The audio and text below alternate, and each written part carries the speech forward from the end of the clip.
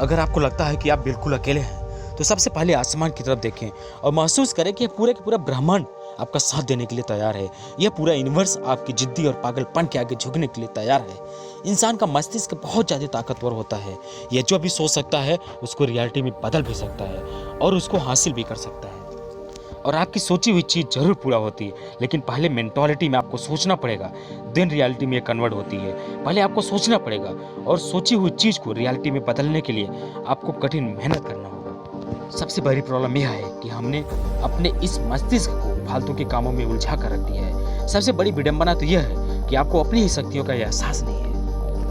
आपके अंदर वो सारी शक्तियाँ हैं जिससे आप बड़ी से बड़ा सपना पूरा कर सकते हैं। जिस वक्त आप आराम फरमा रहे होते हैं, ठीक उसी वक्त कोई दूसरा आपके सपनों को हकीकत बनाने के लिए मेहनत कर रहा होता है। आपको बिल्कुल एहसास नहीं है कि जब भी कोई रास्ता बंद हो जाता है तो कई नए रास्ते खुल जाते हैं। यही यूनिवर्स का नियम है और आकर्षण का सिद्धांत हमेशा कार्य करता है। आप इस पर विश्वास करें या ना करें, जीवन में कभी भी निराश न हो। किसी की निंदा से घबराकर अपने लक्ष्य को छोड़ने को भी आवश्यकता नहीं है, क्योंकि याद रखिए, लक्ष्य के मिलते ही निंदा करने वालों की राय बदल जाती है और वो फिर आपके खिलाफ में नहीं, आपके लक्ष्य में बोलने लगते हैं, आपके पक्ष में बोलने लगते हैं और आपके लक्ष्य की ओर आपको अग्रसर करते रहते हैं कि हमें तो पहले ही पता था कि यह कुछ तो कर रहा है, कुछ बहुत बड़ा, देखना एक दिन जरूर नाम रोशन करेगा।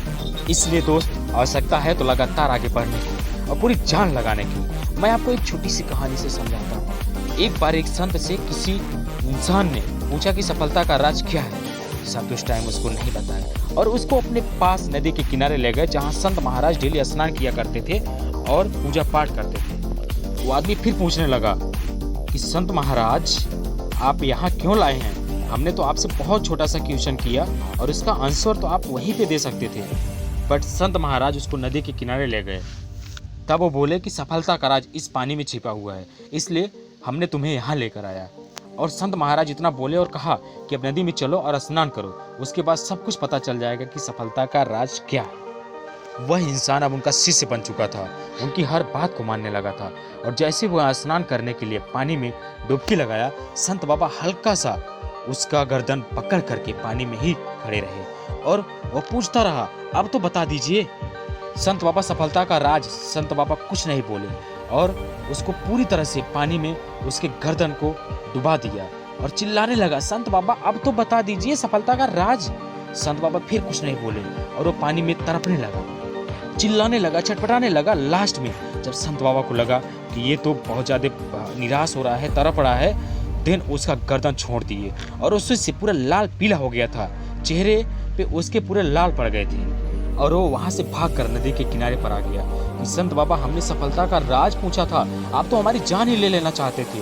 तब संत बाबा ने अपनी चुप्पी को तोड़ा और बोला, वत्स, जब तुमको हमने पानी में गर्दन पकड़ करके दाबा था, तुम चिल्ला रहे थे, तुम्हें उस टाइम पे सबसे ज्यादा किस चीज की भूख थी? अच्छा खाने की, धन दौलत की, या बहुत बड़ा आदमी बनने की? तब वो आदमी बोला, संत महाराज कैसी बातें कर रहे हैं? आप कोई इंसान मरने के हालात में था, उसको क्या चाहिए था सिर्फ कुछ सांसों के अलावा? तब संत महाराज बोले कि वत्स, अब भी तुम्हें सफलता का राज बताऊं या तुम समझ चुके हो?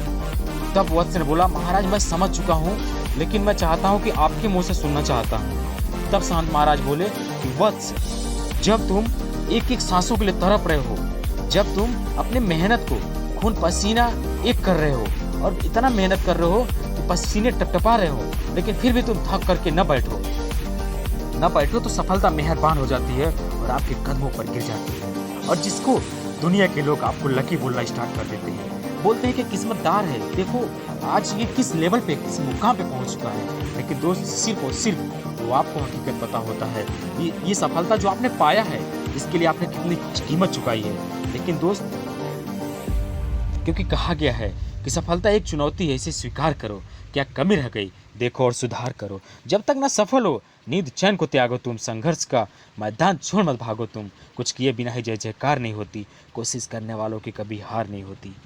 मैं हूँ आर्यन चौरसिया, इसी इंस्पिरेशन का क्रिएटर। मुझे आपके सपनों पे पूरा भरोसा है और उम्मीद है कि आप एक दिन इसको रियलिटी में ज़रूर बदलोगे।